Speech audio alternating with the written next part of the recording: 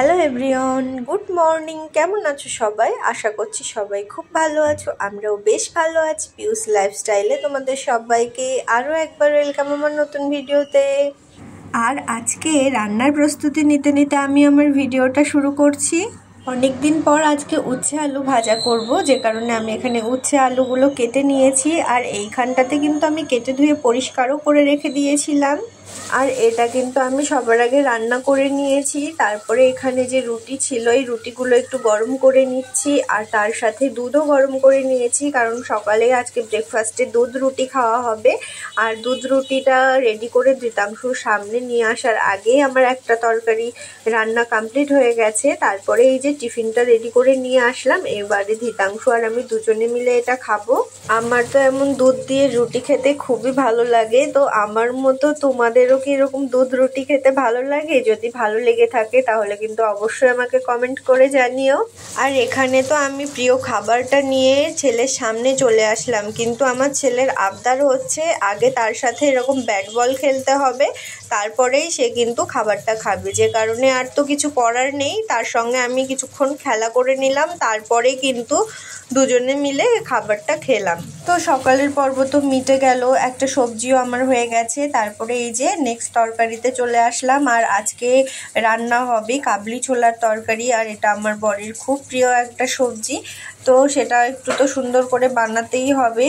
আর এখানে আমি গোটা গরম মশলা, তেজপাতা, শুকনো লঙ্কা দিয়েছি। তারপরে পেঁয়াজ, আদা, রসুন, টমেটো ভালোভাবে কষিয়ে নিয়ে গুঁড়ো মশলাগুলোও সমস্ত দিয়ে দিয়েছি। আর এই যে তারপরে সুন্দর করে এই যে সিটি লাগিয়ে নেওয়া ছোলাগুলোও আমি অ্যাড করে দিয়েছিলাম মশলার মধ্যে, দিয়ে সুন্দর করে একটু নাড়াচাড়া করে নিচ্ছি। আর এই সময়টাতে কিন্তু আমার কষানো ডান হয়ে গেছে। এবারে আমি এর মধ্যে জল অ্যাড করব। আর জল অ্যাড করে কিছুক্ষণ ঢেকে রেখেছিলাম। আর এটা কিন্তু হচ্ছে ফাইনাল লুক। এই সময়টাতে আমার রান্না হয়ে গিয়েছিল। আমি একটুখানি গরম মশলা দিয়ে তরকারিটা নামিয়ে নেব।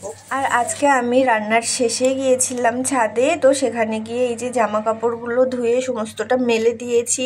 আর এই সময়টাতে একটুখানি রোদ্দুরও উঠে গেছে, তো কিছুক্ষণ বসেও ছিলাম। তারপরে আবার ঘরে চলে এসেছি, ঘর দুয়ার সমস্ত পরিষ্কার করতে হবে। তো যে কারণে ধৃতাংশুকে তো একটু বসিয়ে রাখতে হবে, তাই ওর জন্য এরকম অরেঞ্জ কেটে কিছুক্ষণ বসিয়ে রাখবো। ও এগুলো খেতে থাকবে, ততক্ষণে আমি ঘরের কাজগুলো করে নেব।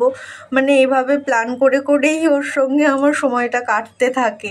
আর এই বিশেষত শনি রবিবার আমরা তিনজনে কিন্তু একসাথেই খেতে বসি। তো আজকে আমরা তিনজন সেরকম একসাথে খেতে বসেছি। আর এটা থালার ভিতরে তরকারি সব নিয়ে নিয়েছি ধৃতাংশু আর আমার জন্যে। আর এটা দিয়েই আমরা এবার খাবারটা খেয়ে নেব দুপুরের। আর ধৃতাংশুর বাবা কিন্তু ভাত খাওয়ার সময় একটুখানি টিভি দেখে। তো আজকে একটা ভালো বাংলা সিনেমা হচ্ছিল, তো আমরা দুজনে মিলে দেখছিলাম। তো ভাত খাওয়া হয়ে গেল, শোয়ার টাইম হয়ে গেল, কিন্তু আমরা আর কেউ ঘুমাইনি। ওই সিনেমাটা শেষ পর্যন্ত দেখেছি।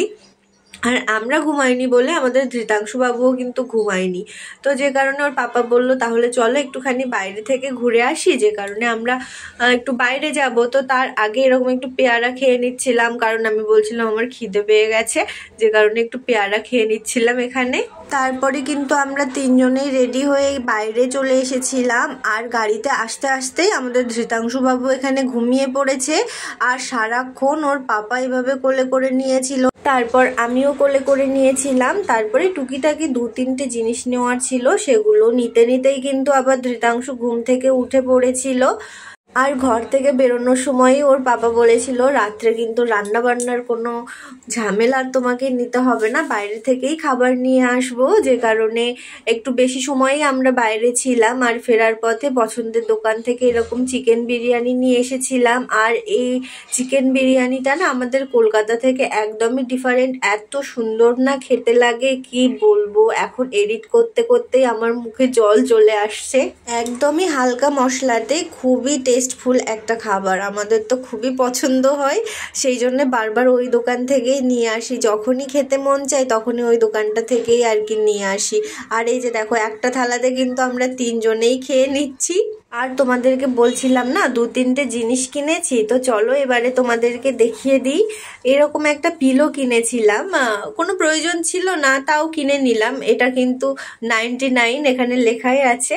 তো এটা একটু কিনে নিলাম, কোনো দরকার ছিল না, না, আসলে আমরা কদিন আগে একটা বেড কভার কিনেছি, সেটা তো তোমাদের সাথে শেয়ার করেছি। কিন্তু ওতে তো দুটো পিলো কভার, কিন্তু আমাদের ধৃতাংশুর জন্যও তো একটা নতুন পিলো কভার লাগবে, যে কারণে পিলো কভার কিনতে গিয়েছিলাম। তো পিলো কভার এটা নিয়েছি, ভাবলাম একটা বালিশও নিয়ে নিই, যে কারণে এই বালিশটাও নিয়ে নিয়েছি। আর এই যে একটা এয়ারটাইট কন্টেনার নিয়েছি, কোনো প্রয়োজন ছিল না এটারও, তাও কাচের বেশ পছন্দ হলো, যে কারণে নিয়ে নিয়েছি। কেমন হয়েছে জিনিসগুলো তোমরা কিন্তু অবশ্যই কমেন্ট করে জানিও। আর আজকের ভিডিওটা এখানেই শেষ করছি। কেমন লাগলো তোমরা অবশ্যই কমেন্ট করে জানাবে। ভালো থেকো সবাই, দেখা হবে নতুন কোনো ভিডিওর সাথে। ততক্ষণ সবাই ভালো থেকো, সুস্থ থেকো, সাবধানে থেকো।